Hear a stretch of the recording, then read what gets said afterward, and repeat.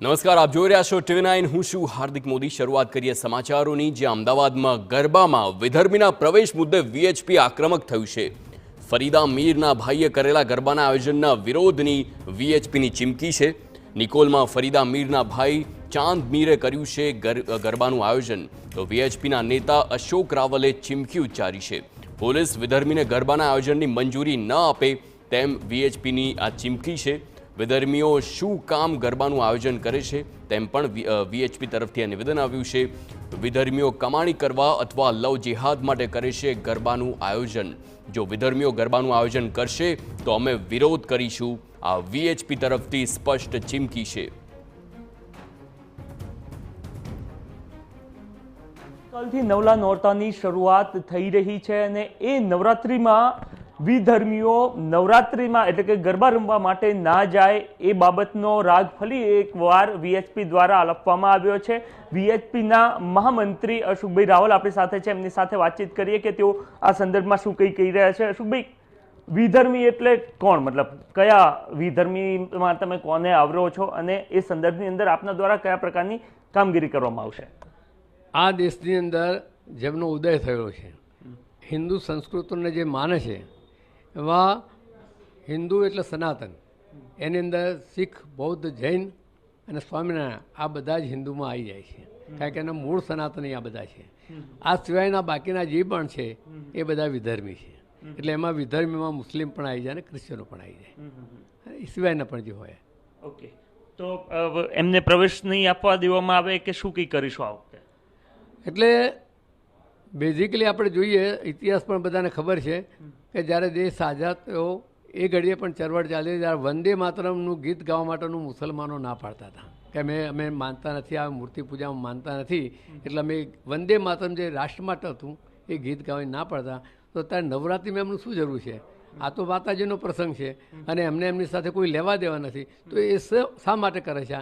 એની પાછળનો ઉદ્દેશ શું છે? કાં તો એમનો કમાવાનો ઉદ્દેશ છે, યા તો ધર્માંતરણ કરવાનો અથવા લવ જેહાદ કરવાના કારણો હોય, એના માટે અમે એનો વિરોધ કરીએ. ઓકે, પરંતુ આપ કમાવાવાળો એક એંગલ આપી રહ્યા છો, તો ફરીદા મીર જે જાણીતા ગાયક કલાકાર છે અને એમનો પરિવાર ભજનો પણ ગાતો આવ્યો છે, એમના ભાઈએ નિકોલમાં આયોજન કર્યું છે, તેઓ પોતે આયોજક છે, એનો પણ વિરોધ કરવામાં આવશે?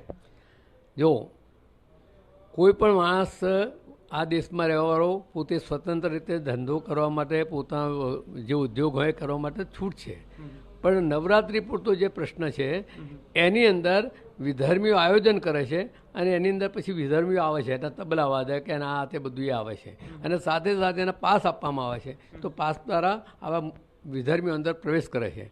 અને જે ધાર્મિક તહેવાર છે એની અંદર આપણી બહેનો અને માતાઓ જે આવતા હોય છે એની કઈ પ્રકારની છેડતી અને કેવી રીતે લવ જેહાદના પ્રશ્નો બનતા હોય છે, એટલા માટે અમારો એનો વિરોધ હોય છે. ઓકે, તો જઈને બંધ કરાવશો કે શું કંઈ કરશો? કારણ કે મંજૂરી તો મળી ગઈ છે.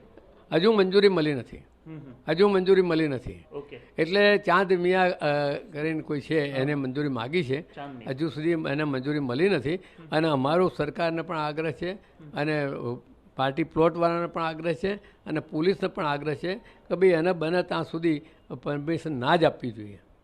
અને જો તમારે આપવાની ફરજ પડતી હોય તો હું માનું છું એવી ફરજ કોઈ જરૂરી નથી કે આવું કમ્પલસરી આપવી જ જોઈએ. મંજૂરી માગી છે, મંજૂરી જનરલી આપવામાં આવતી હોય છે, તો મળી જશે તો શું કઈ સ્ટેન્ડ રહેશે VHP? જો અમારો સ્પષ્ટ ઉદ્દેશ છે કે વિધર્મીઓ અમારા કાર્યક્રમોમાં, ધાર્મિક કાર્યક્રમોમાં ના આવે, અને આવશે તો એને રોકવાનો અમારો પ્રયત્ન છે. અમારો પ્રયત્ન એવો છે કે સરકારના પોલીસ ડિપાર્ટમેન્ટ સાથે રહી અને આવા લોકો ના પ્રવેશ કરે એના માટેનો પ્રયત્ન છે.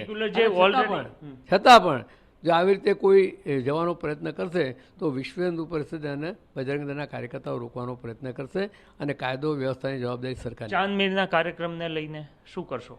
એટલે અમે એ જ કાર્યક્રમમાં આવા અમે આખા કર્ણાવતી શહેરની અંદર, હવે મેં તમને કીધું કે અમારે લગભગ 200 જેટલા કાર્યકર્તાઓ અને 20 બહેનો, એમ કહીને 220ની અમારી 8 ટોળીઓ બની છે.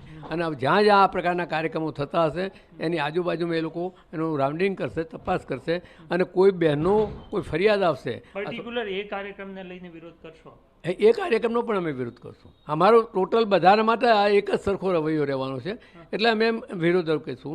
એટલે અમારી સરકારને હજુ પણ વિનંતી છે કે આવા લોકોને પરમિશન ના આપે. ઓકે, તો ફરીદા મીર કે જેઓ ભજન પણ ગાતા હોય છે અને એમના ભાઈ દ્વારા મંજૂરી માંગવામાં આવી છે અને એને પહેલા તો મંજૂરી આપવામાં ના આવે એ પ્રકારની માંગ કરવામાં આવી છે અને સાથે જ જો મંજૂરી આપવામાં આવશે તો એ કાર્યક્રમ સ્તર પર જઈને વિરોધ પણ કરવામાં આવશે અને આ સિવાય અન્ય જે પણ આયોજનો કરવામાં આવ્યા છે ત્યાં વિધર્મીઓ પ્રવેશ ના કરે એ સંદર્ભની અંદર ફરી એકવાર VHP કામ કરતી જોવા મળશે. દીપક સેન સાથે નરેન્દ્ર રાઠોડ, TV9 અમદાવાદ. તો VHPની ચીમકી બાદ ફરીદા મીરના ભાઈ ચાંદ મીરની પ્રતિક્રિયા: મારા સુધી વિરોધના કોઈ મેસેજ નથી આવ્યા. કોઈ વિઘ્ન સંતોષીએ મેસેજ મોકલ્યો હોય તેવું બની શકે. હું અને ફરીદા મીર 26 વર્ષથી માતાજીની સ્તુતિ કરીએ છીએ. અમારો પરિવાર માતાજીને ખૂબ માને છે, તેમ ચાંદ મીરનું નિવેદન. કોઈ હજી સુધી વિરોધના કોઈ મેસેજ આવ્યા નથી કે કોઈએ મારો વિરોધ કર્યો હોય, મારી ઇવેન્ટનો વિરોધ કર્યો હોય ને કોઈએ મને કંઈ અપડેટ આપ્યું હોય, પણ મને હજી સુધી કોઈ મેસેજ એવો છે નહીં. આ તદ્દન વાત ખોટી છે. કોઈ વિઘ્ન સંતોષીઓ જે છે કે એને કદાચ કોઈ મેસેજ ટાઈપ કરીને મૂકી દીધો હોય, બાકી આ વાત તદ્દન ખોટી છે. કેમ કે હું અને ફરીદાબેન જેમ કે અમે ભાઈ બહેન આ ક્ષેત્રની અંદર 26 વર્ષથી છે.